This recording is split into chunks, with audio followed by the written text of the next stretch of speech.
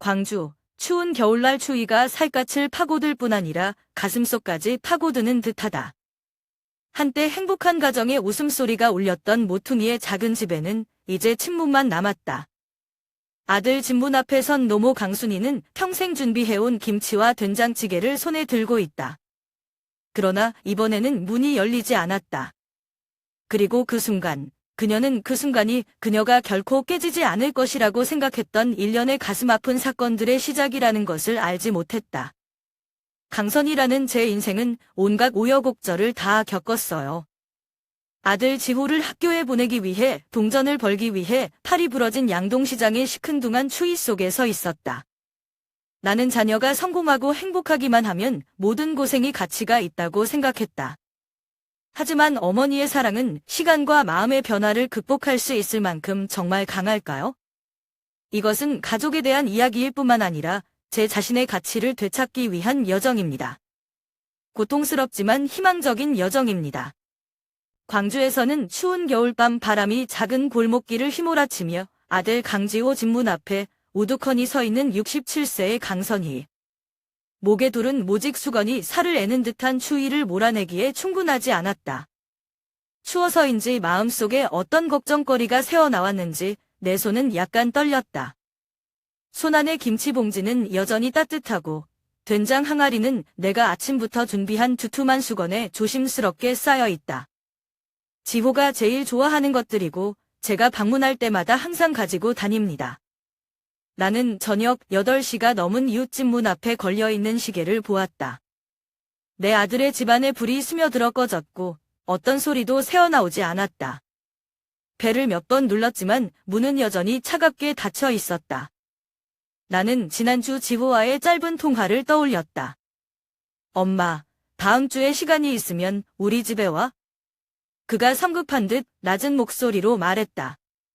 저는 오늘을 고대했고 이번에는 우리가 예전에 어머니와 딸이 그랬던 것처럼 앉아서 함께 저녁을 먹고 이야기를 나눌 시간이 있을 것이라고 생각했습니다. 그런데 이제 한적해진 집 앞에 서면 갑자기 마음이 무거워진다.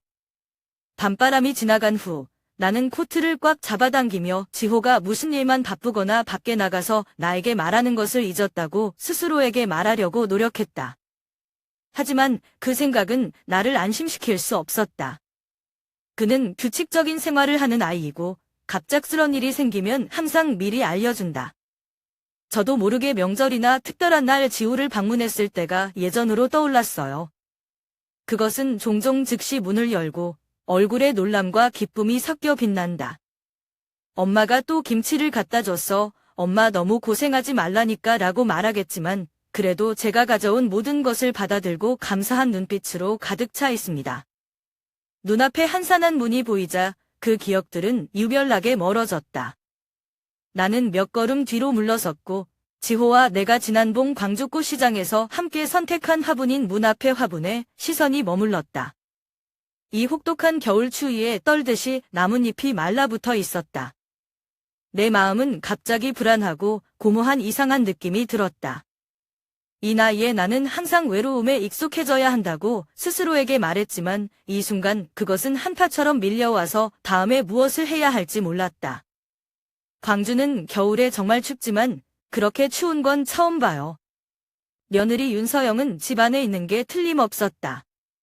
나는 창문의 커튼 사이로 희미한 불빛이 새어나오고 불규칙하게 들리는 텔레비전 소리와 섞인 어린 시절의 큰 소리를 알아차릴 수 있었다. 서영이가 자주 보는 저녁 뉴스 프로그램인데 올 때마다 거실에 앉아 화면을 주시하고 있기 때문에 잘 알고 있습니다. 하지만 이번에는 문이 조용히 닫혔고 제가 벨을 3번 눌렀는데도 그녀는 열리지 않았습니다. 겨울 광주의 뼛속까지 파고드는 추위 속에 서 있는 나는 말로 표현할 수 없을 만큼 마음이 어수선하다. 무슨 일입니까? 내 아들 어딨어? 서영이 왜 안 열어? 마치 파도가 내 마음을 휩쓸고 지나간 것처럼 질문이 계속 쏟아졌다. 감히 큰 소리로 부를 수 없고 이웃들이 들을까 두렵지만 더 오래 서 있을수록 마음의 불안을 억누를 수 없다. 거의 10년 전 어느 더운 여름날이었던 서영이를 처음 만났을 때가 기억난다. 그녀는 작지만 발랄한 몸매인 섬세함과 부드러움으로 나를 감명시켰다. 감정 표현이나 이런 스타일은 아니어도 서영이는 항상 꼼꼼함 때문에 저를 안심시킬 줄 알아요. 하지만 지난 몇 년 동안 저는 그녀와 저 사이에 눈에 보이지 않는 거리가 있는 것 같다는 것을 깨달았습니다. 특히 지호가 직장을 옮긴 후 더 바빠졌고 가족과 보내는 시간도 줄어들었습니다. 그 문 앞에 서면 예전에 서영 씨만 집에 계셨던 방문이 생각나요? 말수가 적은 사람임에도 불구하고 그녀는 항상 문을 활짝 열고 피곤하지 않냐고 물어본 다음 따뜻한 차와 몇 조각의 떡을 테이블 위에 차려놓습니다. 그러나 오늘날 이 침묵은 유별나다. 나는 생각을 멈출 수 없었다. 내가 그녀를 불쾌하게 한 것은 무엇인가? 아니면 서영이랑 지호 사이에 내가 모르는 일이 있을까? 나는 다시 손을 뻗어 벨을 눌렀는데 이번에는 조금 더 오래 걸렸다. 안에는 여전히 응답이 없었고 텔레비전 소리만 울렸고 아주 가벼운 발걸음 소리와 섞였다. 나는 잘 들렸다. 왜냐하면 지금 온 동네가 신문처럼 조용하기 때문이다. 서영이는 분명히 있을 거예요. 그녀는 내 말을 들었고 나는 그렇게 믿었다. 그런데 왜 그녀가 문을 안 열었을까요? 나는 잠시 멍하니 서 있다가 갑자기 어리둥절함을 느꼈다.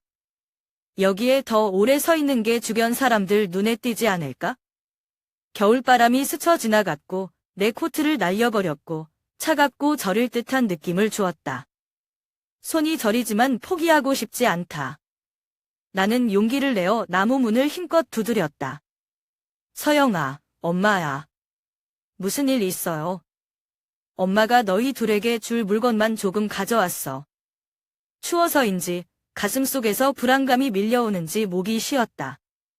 아내는 여전히 대답이 없었다. 그런데 이번에는 아주 가까운 곳에서 문 바로 뒤에서 발소리가 멈추는 것을 들었다. 나는 손을 멈추고 심장이 뛰었다. 문이 열리길 바라고 서영이가 서 있는 모습을 보길 바라고 기다렸어요. 언제나 그랬듯이 대신 누군가 빗장을 걸어 잠그는 듯한 삐걱거리는 소리가 들렸다. 나는 한 발짝 물러서서 눈을 부릅뜨고 문을 바라보았다. 마음의 불안감은 이제 공포로 바뀌었다. 뭔가 잘못됐어요. 분명히 저 때문이 아니라 다른 이유 때문인데요. 제가 이해할 수 없는 이유죠. 제 마음이 착잡해요. 나는 지호를 불렀지만 그의 전화번호는 통하지 않았다. 이런 일은 일어나지 않았습니다. 찬바람을 맞으며 김칫국 손에 쥐어진 채 서 있었는데 차가운 마음속은 야외의 추위보다 더 무서웠다.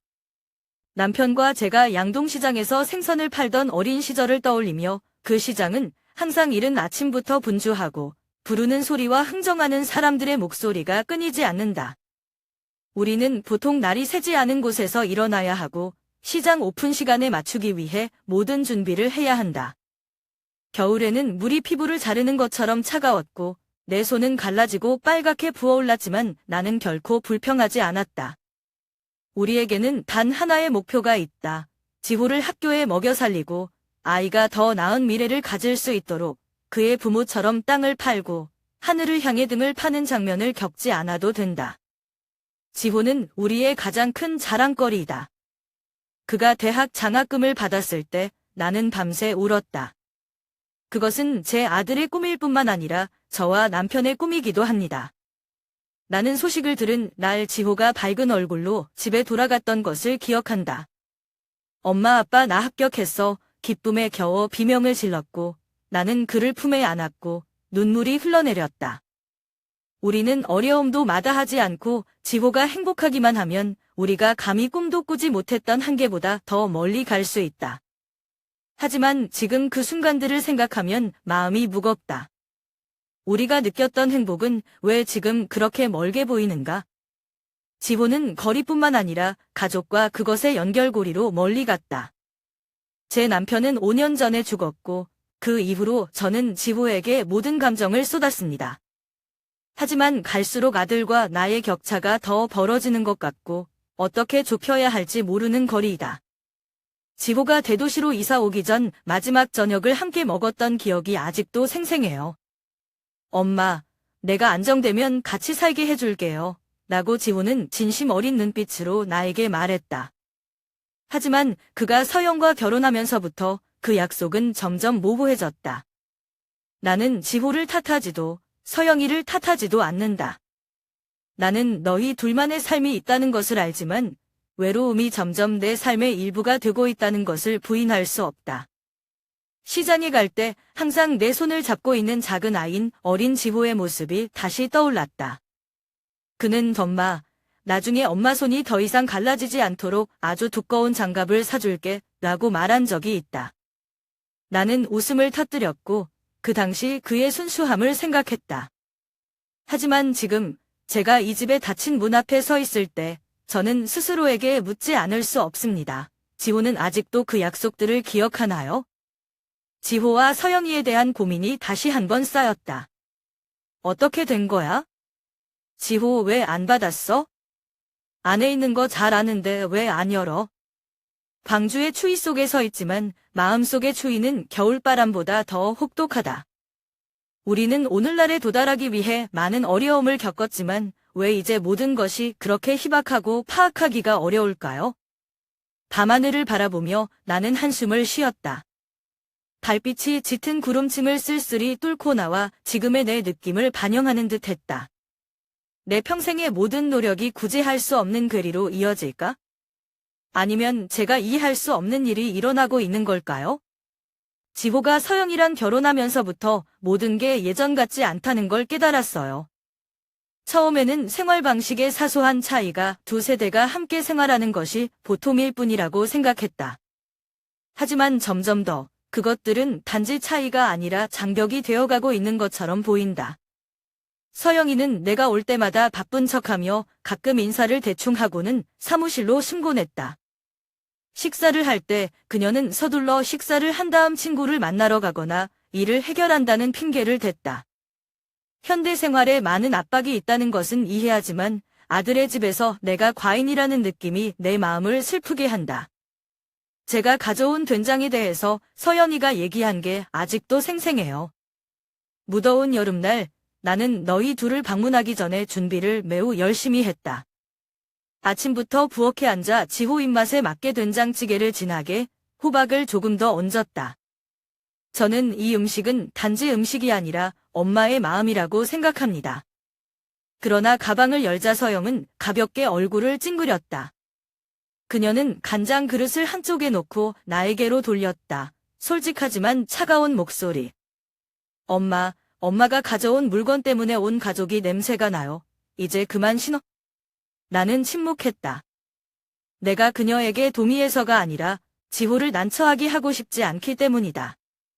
지호가 거기 앉아서 아무 말도 안 하고 고개 숙이고 밥을 먹고 있어요. 집에 올 때마다 활짝 웃으며 이 된장을 먹던 아들의 눈빛이 이제는 나를 피한다.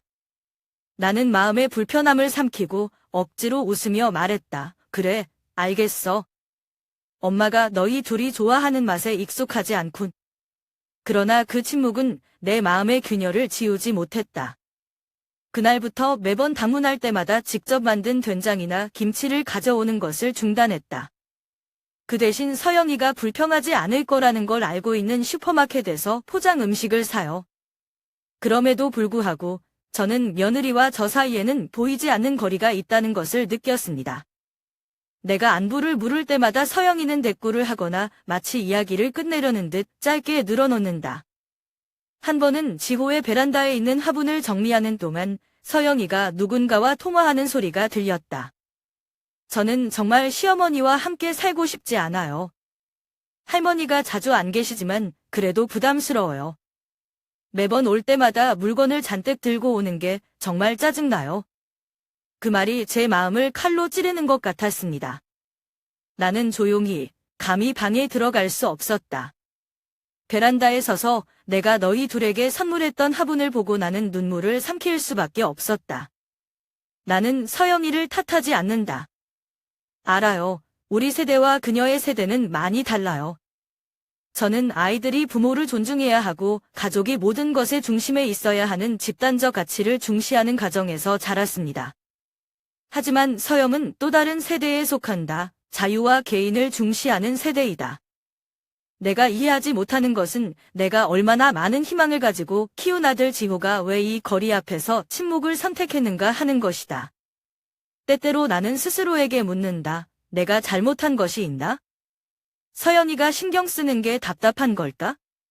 하지만 그녀에게 어울리기 위해 변해야 한다는 생각을 할 때마다 내 자신의 일부를 잃는 느낌이 든다.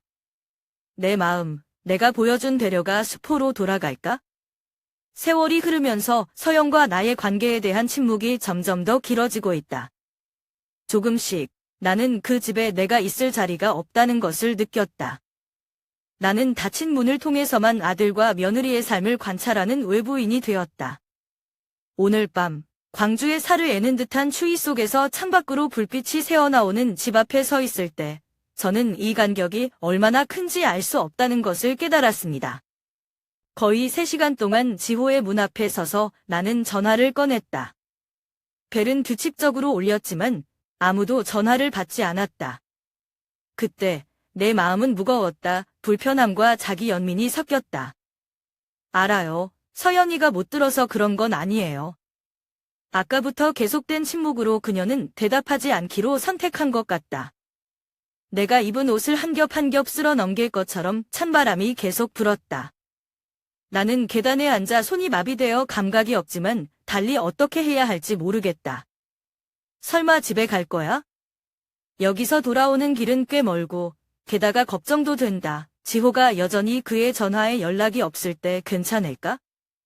하늘이 점점 어두워지고 가로등 불빛이 비에 젖은 노면을 비추면서 경치는 더욱 쓸쓸해졌다. 마지막으로 떠날 생각을 했을 때 지호가 나왔어요. 그는 여전히 업무용 가방을 들고 택시에서 나왔다. 내가 거기 앉아 있는 것을 보고 그의 얼굴이 놀랐다. 엄마. 왜 여기 앉아 있어요? 엄마가 예고도 없이, 엄마가 오는 줄도 모르고. 지호는 황급히 달려와 나를 일으켜 세웠다. 그의 두 눈은 걱정으로 빛났고 나를 혼란스럽게 했다. 나는 살짝 미소를 지으며 무거운 분위기를 몰아냈다. 엄마가 전화했는데 서영이는 바쁘고 못 들었나 봐. 저는 제 아들을 곤란하게 하고 싶지 않아요. 평생 지호가 행복했으면 좋겠어요. 제가 조금 손해를 봐도 괜찮아요. 지호는 나를 집으로 데려갔고 그의 손은 위로를 하려는 듯 내 어깨를 가볍게 두드렸다. 하지만 문을 들어서자 내면의 공기가 내 마음을 가라앉혔다. 거실 한가운데에 서 있는 서영은 텔레비전 리모컨을 손으로 잡고 있는데 언뜻 보기에 불만스러운 빛이 역력했다. 엄마, 라고 그녀는 목소리를 높이며 공손함을 유지하려고 애썼지만 짜증을 감추지 못했다. 다음에 엄마가 오시면 미리 알려주세요. 하루 종일 바빠서 깜짝 손님 접대가 불편해요. 가슴이 조여왔지만 억지로 웃음을 지었다. 엄마는 방해하고 싶지 않아. 그냥 김치랑 된장을 조금 가져왔어요. 근데 불편하면 다음에 엄마가 먼저 전화할게. 나는 가방을 탁자 위에 올려놓았는데 떨어지지 않도록 조심했다. 지호는 황급히 끼어들었다. 서영아, 나는 단지 우리를 방문하고 싶을 뿐이야. 뭐가 그렇게 큰일이니? 지호의 말은 분위기를 긴장시켰다. 서영은 미간을 찌푸렸으나 더 이상 말을 하지 않았다. 그녀는 등을 돌리고 침실로 곧장 걸어 들어가 방 안에 무거운 침묵을 남겼다. 나는 의자에 앉아 조금씩 치솟는 불안을 느꼈다. 지호야, 너희 둘을 방해하고 싶지 않아. 엄마가 제때에 오지 못하면 다음번에 더 고려하게 될 거야. 엄마, 그런 말 하지 마. 지호가 목소리를 낮추며 대답했다. 죄송합니다. 너는 모든 것을 더 잘 정리했어야 했다. 엄마가 먼 길을 가셔서 추운 날씨에. 지호를 보니 마음이 조금 가벼워졌어요. 하지만 굳게 닫힌 침실 문을 훑어보는 눈빛이 마음에 걸렸다. 뭔가 지호란 서영이랑 만질 수 없는 긴장감, 분위기로만 느낄 수 있는 긴장감. 식사 후에 나는 일찍 일어나려고 했지만 지호는 나를 붙잡았다. 오늘 밤 여기서 자렴. 내일 데려다 줄게. 지호의 제안은 저를 놀라게 했습니다. 왜냐하면 서영이는 제가 머물기를 싫어했기 때문입니다.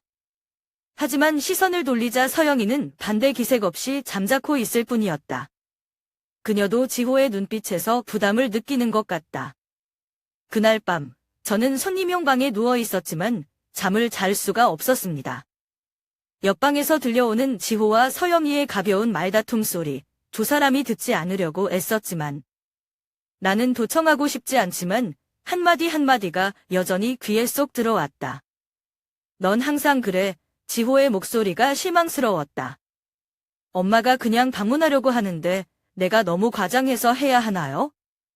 지호야, 오버 안 해. 내가 얼마나 스트레스를 받아야 하는지 알아? 일은 이미 지쳤고 이제 이런 것에 대해 걱정해야 한다. 나는 눈을 감고 흐르는 눈물을 막으려고 애썼다. 지호에게 부담을 주고 싶지 않아요. 하지만 아마도 고의는 아니었지만 내 존재는 아들 가족을 생각보다 더 긴장하게 만들었다. 서영의 말은 칼처럼 차갑고 날카로워 가슴을 찔렀다. 그 순간 나는 지호의 가족과 연결된 끈을 계속 유지하려고 하는 것이 잘못되었다고 생각하고 모든 거리를 극복할 수 있을 만큼 모성애가 강하다고 생각하는 것이 잘못되었다고 생각했다. 하지만 무엇보다 마음이 아픈 것은 내가 사랑하고 모든 것을 희생했던 아들 지호가 조용히 앉아 있다는 것이다. 그는 고개를 숙이고 나를 보지 않고 나를 보호하기 위해 한마디도 하지 않았다. 정지된 공간이에요. 벽에 있는 시계 바늘이 규칙적으로 박자를 치는 소리만 남았고 내 마음에서 짜릿한 느낌과 함께했다. 나는 지호가 더 긴장시키고 싶지 않거나 이 상황을 어떻게 처리해야 할지 모를 수도 있다고 스스로에게 말하면서 목매어 삼키려고 노력했다. 그러나 어찌됐든 그것의 침묵은 가장 고통스러운 대답으로 남아있다. 나는 그 순간 지호를 탓하지 않는다. 아들의 삶이 부담스럽다는 것을 알았을 때 어떻게 아들을 비난할 수 있을까요? 하지만 예전의 그 시절을 생각하면 마음이 가라앉지 않는다. 옛날에 내가 누군가에게 심한 말을 당하기만 하면 지호는 즉시 다시 달려와 내 손을 잡고 "범마, 슬퍼하지 마세요 라고 말했다. 아이를 낳았어요. 하지만 제가 가장 위로가 필요한 지금, 지호는 침묵을 택했습니다. 서영은 거기서 멈추지 않았다. 그녀는 몸을 돌려 부엌으로 걸어 들어갔지만 떠나기 전에 다시 한 문장을 던졌고 나는 잊을 수 없을 정도로 냉정한 목소리로 말했다. 엄마가 그렇게 하면 내가 너무 부담스러워. 저도 가족이 있어요. 이해해주세요. 부담. 그 단어가 내 머릿속에서 고통스러운 후렴구처럼 울려 퍼졌다. 지호가 자랑했던 터닝포인트가 아니라 내가 짐이 된 걸까? 나는 일어서서 얼굴에 어떤 감정도 드러나지 않도록 노력했다. "엄마는 괜찮아. 오늘 엄마가 좀 당황하셨나 봐요 라고 나는 부드럽게 말했지만 조금도 떨림을 숨길 수 없었다. 지호는 나를 바라보기만 했고 무슨 말을 하려는 듯한 눈빛이었지만 결국 숙여 침묵했다. 서영이 부엌문을 닫을 때 나는 지호를 가까이 끌어당겨 부드러운 목소리로 하더라. "나는 단지 너를 방문하고 싶다. 이 일이 너희 둘을 곤란하게 하면 엄마는 더 자제할 것이다.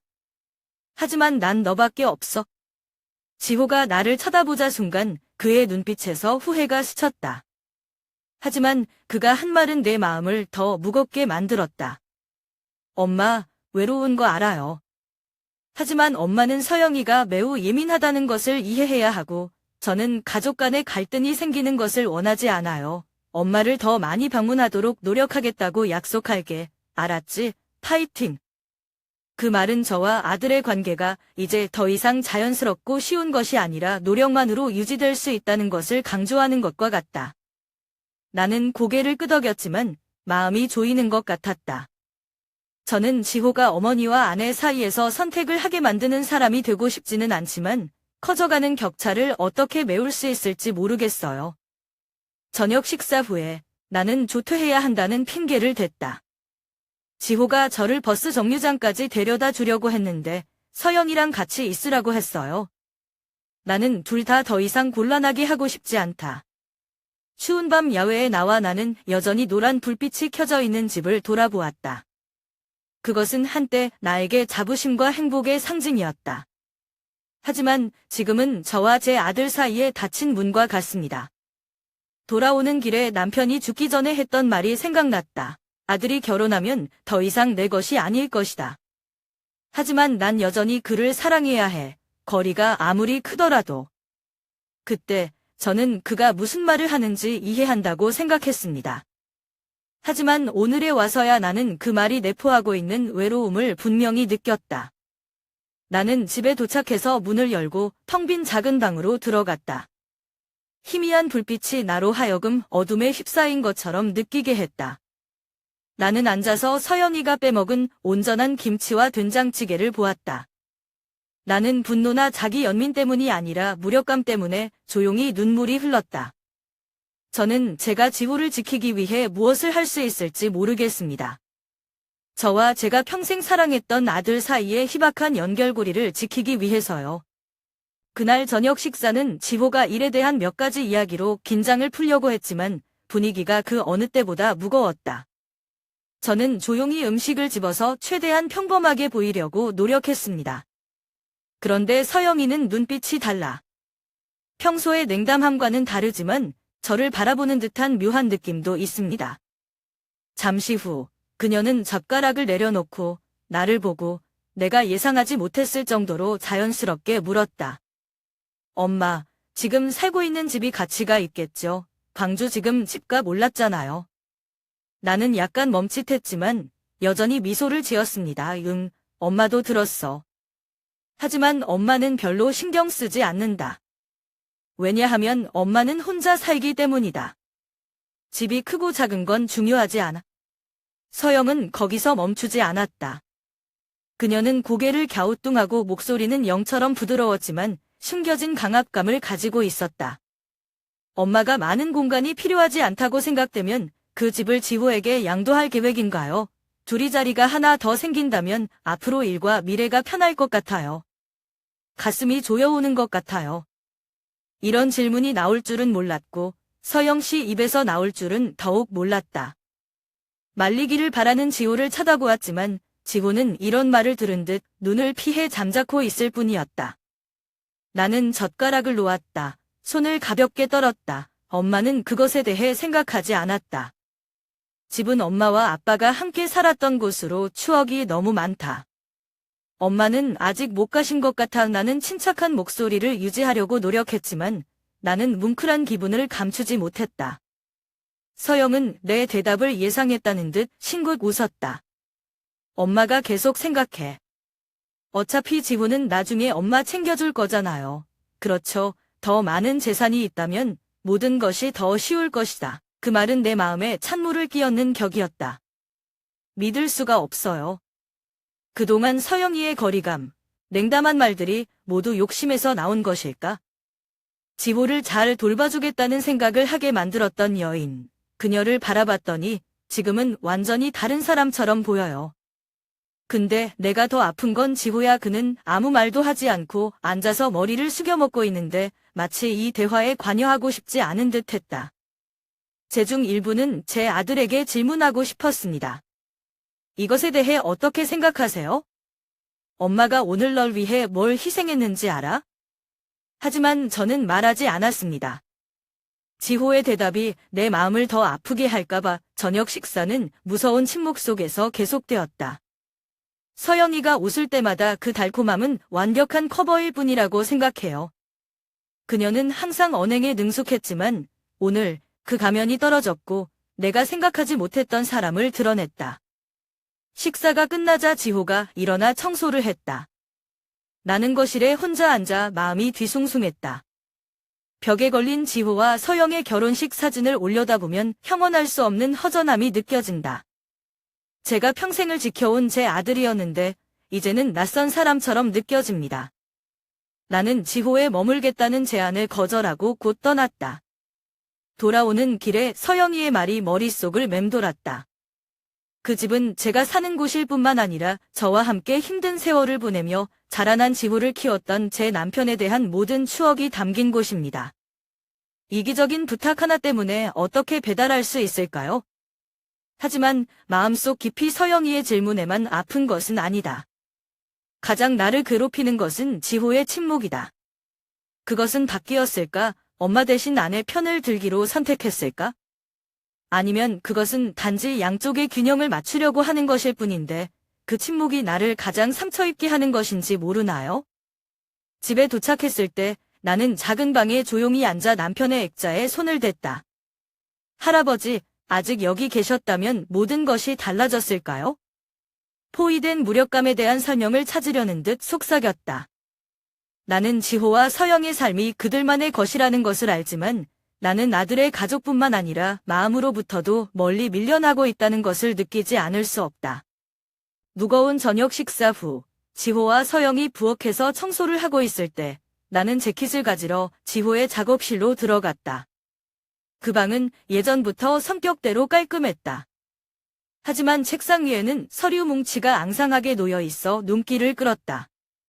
보려던 건 아니었지만 장도계약서라는 문구가 적힌 서류 한 구석에 궁금증이 밀려왔다. 제가 집어들고 종이를 한 장 한 장 넘겼더니 내용물을 보았을 때 온몸에 찬 기운이 감돌았습니다. 분양계약서인데 수신자 이름은 지호와 서영이다. 우리 가족의 많은 추억이 담긴 남편과 함께 평생을 보낸 그 집은 이제 나도 모르게 양도하기로 계획되었다. 나는 한 줄 한 줄의 글을 훑을 때 손이 떨렸다. 내 이름 강선희는 현 소유주 부분에 적혀 있다. 하지만 바로 아래 양도된 인원은 지호와 서영으로 분명하고 착각할 수 없다. 계약서는 이미 작성되어 있고 나의 서명만 기다리고 있다. 나는 내가 얼마나 오랫동안 서 있었는지 모르겠고 눈을 떼지 못한 듯 서류 더미에 붙였다. 저녁 식사 때 서영이의 넌지시 비치는 말 한마디가 머릿속에 다시 떠올랐다. 이런 이유가 있었군요. 알고 보니 그녀의 냉담함, 심지어 지호의 침묵에도 깊은 원인이 있었다. 나는 내 심장이 꽉 막힌 기분이었다. 엄마. 지호가 뒤에서 전화했어요.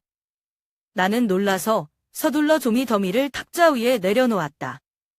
돌아서서 보니 아들이 문간에 서 있었고 눈빛에는 담혹감이 역력했다. 지호는 서류 뭉치를 흘끗 보았고 순간 제가 모든 것을 읽었다는 것을 깨달았습니다. 엄마. 그거. 지호는 더듬거렸지만 말을 다 하지 못했다. 나는 침착하려고 노력했고 목소리가 메아리쳤다. 지호, 제가 설명해 드릴게요. 왜 이런 것이 있을까요? 엄마는 동의한 적도 없고 심지어 그것에 대해 아는 것도 없다. 지호는 대답할 단어를 찾으려는 듯 고개를 숙였다. 그런데 말하기도 전에 서영이가 들어왔어요. 그녀는 내 눈을 보더니 책상 위에 서류 뭉치를 보았다. 그녀는 조금도 부끄러워하지 않고 걸어와 자신의 지지를 확인하는 것처럼 지호의 어깨에 손을 얹었다. 엄마, 이게 꼭 필요한 것 같아요. 라고 서영이 단호한 목소리로 말했다. 엄마의 집은 너무 커서 엄마는 혼자만 살아요. 너와 지호는 장기적으로 안정시킬 더 넓은 장소가 필요한 반면에 엄마도 우리한테 잘해주고 싶은 거 아니야? 나는 깜짝 놀라서 방금 들은 것을 믿지 않는 것처럼 서영을 바라보았다. 아이들에게 줬습니까? 엄마는요? 엄마가 그 집을 떠나고 싶다고 말한 적 있어요? 서영은 어깨를 으쓱했고 얼굴은 전혀 감정적이지 않았다. 엄마는 충분히 걱정받을 것이다. 우리는 엄마가 살기에 더 작고 더 적합한 장소를 찾을 것이다. 엄마, 재정 걱정은 안 해도 돼. 저는 지호에게 눈을 돌렸고 설명을 기다렸고 보호를 기다렸습니다. 하지만 그것은 여전히 침묵을 지키고 있었고 나를 마주하고 싶지 않은 것처럼 눈빛을 피했다. 그 순간 나는 더 이상 참을 수 없었다. 지호. 내가 떨리는 목소리로 말했다. 저는 엄마가 모든 것을 돌보고 키우고 희생하는 데 평생을 바친 사람입니다. 그런데 지금 내가 여기 서서 다른 사람들이 엄마를 대신해서 결정을 내리고 엄마와 아빠가 함께 만든 것을 빼앗아갈 수 있도록 부끄럽지 않아. 지호가 입을 열었지만 여전히 말이 없었다. 서영은 그를 대신해서 엄마, 나는 당신이 약간 예민하다고 생각해요 라고 대답했다.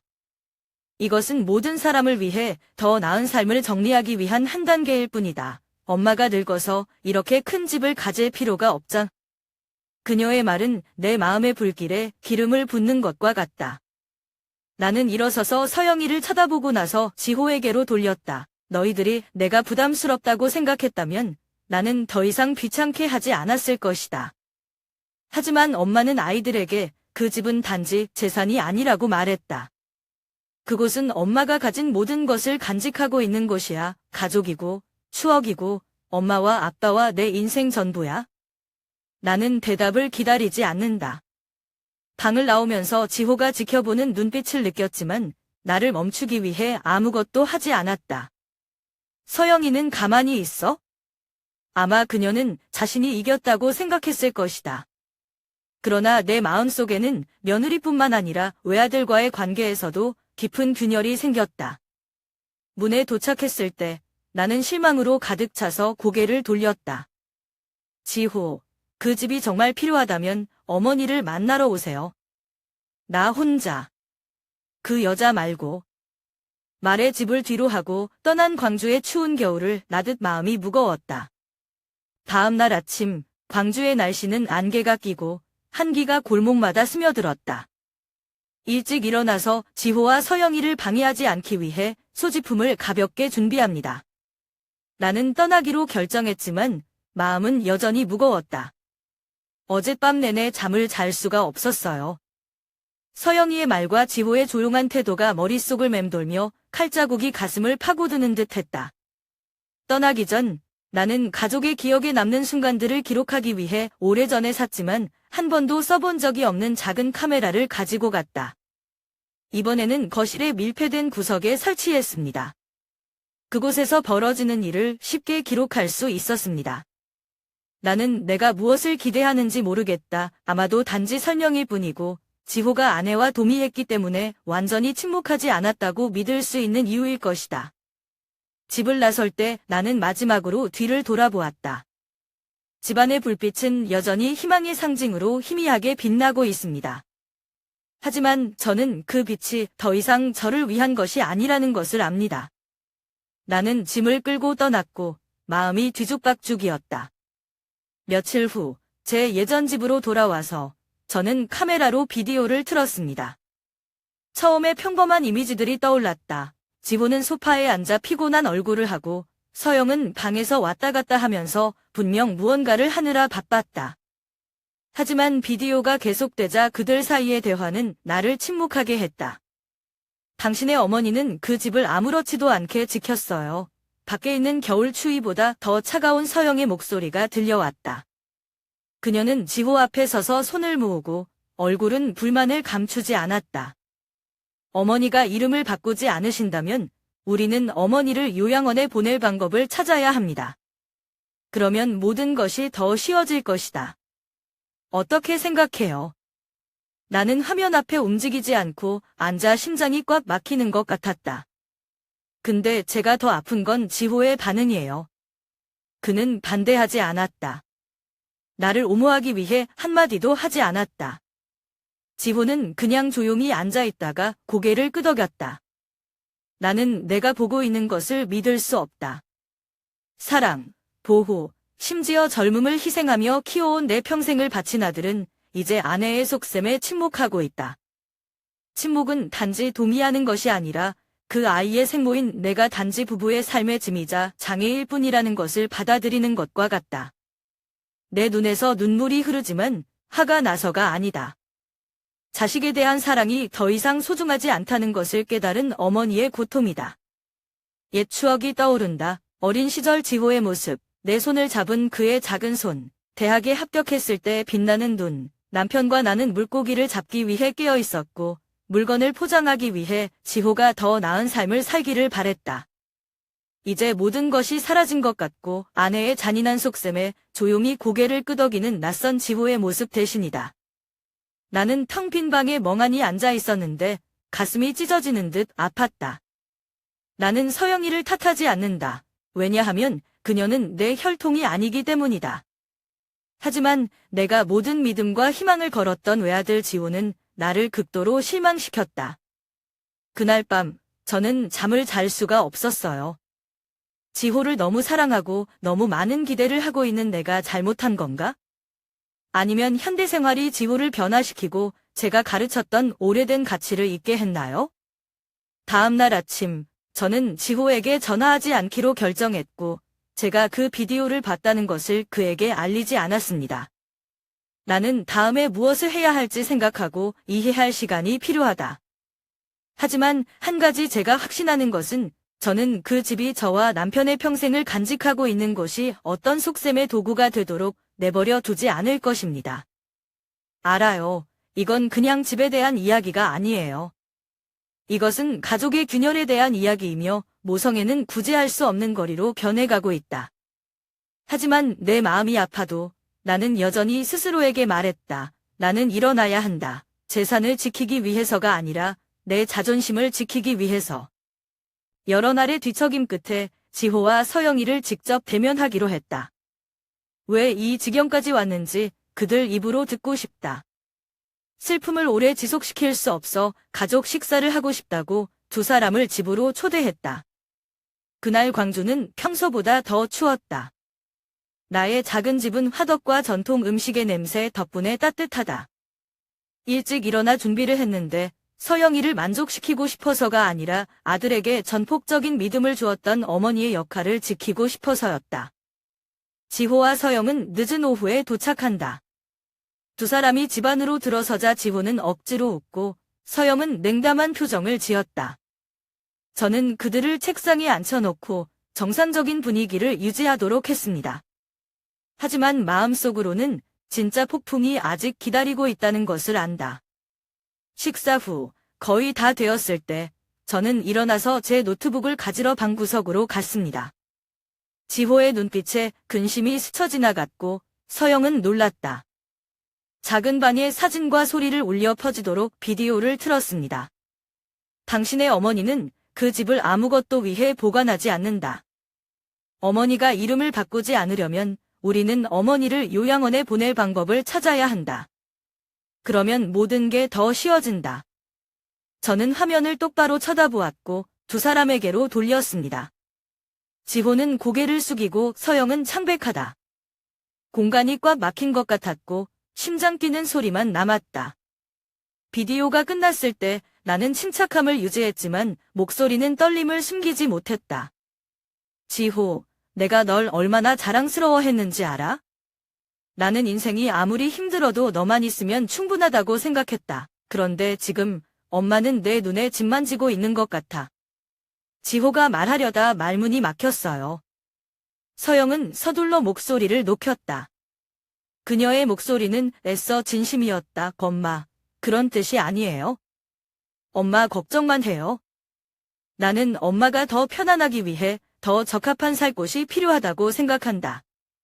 나는 그 어느 때보다 강경한 목소리로 그녀를 똑바로 쳐다보았다. 엄마 걱정, 아니면 엄마가 살고 있는 집이 걱정되나요? 변명하지 마, 서영아. 정말 걱정된다면 아이들은 어머니의 의견을 묻지 않고 어머니를 양로원에 보내는 것에 대해 언급하지 않았습니다. 서영은 침묵했고 얼굴에는 당혹감이 역력했다. 지호는 여전히 내 눈을 똑바로 쳐다보지 않는다. 그의 침묵은 내 마음을 더 깊이 파고드는 칼날과 같았다.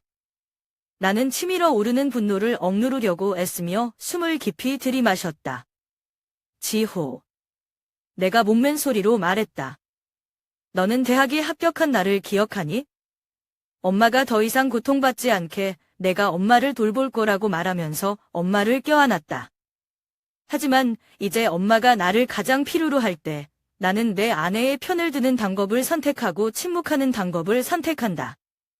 마지막으로 지호가 고개를 들자 후회하는 눈빛이 역력했다. 엄마, 죄송해요. 모든 것이 이렇게 멀리 갈 줄은 몰랐다. 서영이가 그런 말을 할 줄이야. 서영이가 지호에게 얼굴을 돌리자 얼굴이 어두워졌다. 무슨 소리 하시는 거예요? 당신도 이 일에 동의한 적이 있다는 것을 부인합니까? 당신이 어머니께서 우리와 함께 재산을 공유하는 것에 대해 생각해보라고 말씀하신 사람이라는 것을 잊지 마세요. 서영의 말은 청천벽력 같다. 나는 지호에게 눈을 돌렸고 놀라서 눈을 크게 떴다. 저예요. 너도 그녀에게 동의해. 지호는 대답하지 않았지만 그의 얼버무리는 눈빛이 모든 것을 말해주었다. 그때 나는 모든 희망이 무너지는 것처럼 느꼈다. 이 계획에는 서영뿐만 아니라 내가 평생을 희생해 키운 지호도 동참했다. 나는 일어서서 문 쪽을 손가락으로 가리켰다. 둘 다 집에 가세요. 엄마는 더 이상 말하고 싶지 않았다. 엄마는 생각할 시간이 필요해요. 그리고 너희들도 가족이 너희에게 어떤 의미가 있는지 다시 생각해야 한다. 지호가 무슨 말을 하려다가 제가 손을 들어 막았어요. 설명할 필요 없다. 엄마, 이 가족의 가치를 진정으로 이해하게 되면 돌아와요. 나는 거기에 서서 지호와 서영이가 조용히 집을 나가는 것을 지켜보았다. 문이 닫히자 주저앉아 눈물이 걷잡을 수 없이 쏟아졌다. 옳은 결정을 했다는 건 알지만 마음의 고통은 끊임없이 울부짖는다. 그날 밤, 남편의 제단 앞에 향을 피우며 속삭였다. 할아버지, 저는 아마도 우리가 자랑스러워했던 아들을 잃었을 것입니다. 하지만 당신을 실망시킬 수는 없어요. 나는 그것이 나를 아무리 외롭게 만들더라도 우리가 함께 쌓아온 것을 보호할 것이다. 그날 이후 저는 밤새 고민했습니다. 옛 기억이 자꾸 떠오르고 지호와 돌아가신 남편과의 좋은 기억은 이제 낡고 흐릿하고 먼 영화 같다. 한때 우리의 보금자리였던 집이 이제는 본래의 의미를 지키지 않는다는 것을 깨달았다. 그것은 속셈과 배신이 생겨나는 짐과 핑계가 되었다. 다음 날 아침 햇빛이 창문 밖으로 막 비쳤을 때 저는 변호사였던 오랜 친구에게 전화를 걸었습니다. 나는 광주 시내에 있는 작은 카페에서 그를 만나기로 했다. 나는 그 앞에 앉아 조심스럽게 나의 의사를 밝혔다. 나는 집을 팔고 싶어라고 제가 착실히 말했죠. 그리고 그 돈으로 봉사활동을 하고 싶습니다. 변호사 친구가 나를 보고 깜짝 놀랐다. 확실해요. 이 집은 그녀의 가족과 평생을 함께 해온 집입니다. 나중에 후회할까봐 두렵지 않아요. 나는 고개를 저으며 거리를 오가는 사람들의 흐름을 눈으로 바라보았다. 후회하지 않습니다. 내가 가장 두려워하는 것은 그 집이 지호와의 관계를 악화시키는 이유가 계속되고 있다는 것이다. 이 재산이 고통만 준다면 나는 차라리 평화를 찾기 위해 그것을 포기하겠다. 결정이 내려졌고 모든 절차가 신속하게 완료되었다. 나는 지호에게 알렸지만 허락을 받기 위해서가 아니라 내가 내 선택을 했다는 것을 그에게 알리기 위해서였다. 소식을 들었을 때 지호는 오랫동안 침묵한 후 전화로 "엄마, 미안해요 라고 말했다. 저는 엄마가 그렇게 결정하실 거라고 생각하지 않아요. 하지만 이게 당신이 원하는 거라면 존경합니다. 나는 살짝 웃었다. 지호, 엄마는 널 벌주려고 이러는 게 아니야. 엄마는 단지 당신이 인생에서 정말 중요한 것이 무엇인지 깨닫기를 바란다. 집을 판 돈으로 고아와 노인 여성을 홀로 지원하는 광주에 있는 한 자선단체에 기부했다. 나는 또한 교회의 작은 아파트로 이사하기 위해 작은 부분을 보관했다. 새 숙소는 크지 않지만 혼자 살기에 충분히 아늑하다. 새 삶이 고요하기 시작하네요. 매일 아침 나는 이른 햇빛에 일어나 베란다의 작은 화분을 돌본다. 저는 고아원에 있는 아이들을 위해 공예품을 만드는 법을 더 배우고 같은 동네의 노인들과 함께 공동체 생활에 참가합니다. 여기서 나는 더 이상 고독감을 느끼지 않는다. 그래도 마음속에 아물지 않은 상처가 남아있다. 지호가 생각날 때마다 마음이 아파요. 나는 자신의 결정이 가족의 감정을 자산으로 측정할 수 없다는 것을 깨닫게 하는 것인지 아니면 반대로 더욱 멀어지게 할 것인지 궁금하다. 어느 늦은 오후, 창가에 자수를 하고 앉아있을 때 초인종이 울렸다. 제가 나와서 열었는데 지호가 서 있는 걸 보고 깜짝 놀랐어요. 그는 낡은 외투를 입고 있었고 손에 작은 가방을 들고 있었다. 어디서부터 시작해야 할지 모르겠다는 듯 그의 눈빛은 머뭇거렸다. 엄마. 그가 미안한 목소리로 부드럽게 불렀다. 나는 지호를 집에 초대했다. 그는 책상에 앉아 한참 동안 침묵을 지키다가 "엄마, 저는 집이나 돈에 대해 이야기하러 온 게 아니에요 라고 말했다. 그냥 엄마에게 사과하고 싶어요. 지난 며칠 동안 많은 생각을 했다. 나는 내가 틀렸다는 것을 깨달았다. 엄마가 나에게 준 사랑을 대수롭지 않게 여겼어요. 나도 모르게 눈물이 쏟아지는 지호를 바라보았다. 지호, 엄마는 사과할 필요가 없어. 엄마가 가장 바라는 것은 당신이 아첨하는 가치들이 정말 중요한 것을 무색하게 하지 않고 마음에 맞게 사는 것입니다. 우리는 그날 아주 오랫동안 앉아서 이야기를 나누었다. 지호는 업무상의 스트레스, 결혼의 스트레스에 대해 이야기하지만 누구와 나누는지 모른다. 그는 자신의 침묵과 약점이 모든 것을 회복할 수 없는 수준으로 만들었다고 인정했다. 지호가 떠났을 때 나는 그를 문까지 배웅했고 마음은 그 어느 때보다 가벼웠다. 저희 관계가 예전처럼 돌아갈 수 있을지 모르겠지만 최소한 희망을 보았습니다. 작은 희망이지만 저를 계속 가게 할 수 있었습니다. 그리고 이 인생에 얼마나 많은 도전이 있더라도 어떻게든 모성애가 돌아갈 수 있다고 믿는다. 그날 광주의 날씨는 회색이었고 곧 쏟아질 비를 알렸다. 창가에 앉아 발코니에서 몇 개의 작은 화분을 다듬고 있는데 초인종이 울렸다. 처음에는 배달원이라고 생각했는데 문틈으로 보니 지호가 보였다. 평소처럼 서 있지 않습니다. 지호는 문 앞에 무릎을 꿇고 어깨를 가볍게 떨며 얼굴을 숙였다. 그의 목소리는 메아리치고 뭉클하고 끊어졌다. 엄마 죄송합니다. 내가 틀렸다는 거 알아. 엄마한테 상처를 줬어. 엄마 용서해 줄래요? 나는 문 뒤에 조용히 서 있었고 내 마음은 사나운 파도를 일으켰다. 그릇을 깨뜨릴 때마다 무릎을 꿇고 사과하던 아이가 후회와 두려움이 가득한 눈빛으로 어린 지호의 모습이 다시 떠올랐다. 하지만 이제 내 앞에 있는 남자는 더 이상 그 아이가 아니다. 그는 성장했고 가족이 있었지만 어떤 어머니도 겪고 싶어 하지 않는 깊은 고통을 겪게 한 것도 바로 그것이다. 엄마, 많이 생각했어요. 엄마, 조용히 좀 하지 말아요. 알았죠? 정말 엄마를 잃고 싶지 않아. 지호는 절망적인 목소리로 계속했다. 나는 눈을 감고 손으로 문틀을 꽉 잡았다. 지호가 후회하는 거 알아요. 하지만 이 사과가 내 마음속에 각인된 상처를 치유하는데 충분할까요? 지난 몇 년 동안 저는 지호를 위해 희생만 하면서 살아왔어요.